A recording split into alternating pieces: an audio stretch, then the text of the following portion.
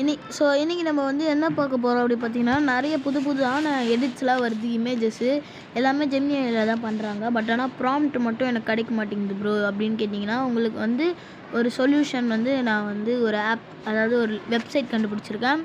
First நீங்கள் வந்து கூகுளில் போய்ட்டு டிஎன் ஸ்பேஸிட்டு ஏ அவோட் டிஎன் அவோட் அப்படின்னு சொல்லிட்டு கொடுத்தீங்கன்னா சர்ச் கொடுத்தீங்கன்னா அவோட்.com அப்படின்னு சொல்லிட்டு ஒரு வெப்சைட் வரும்.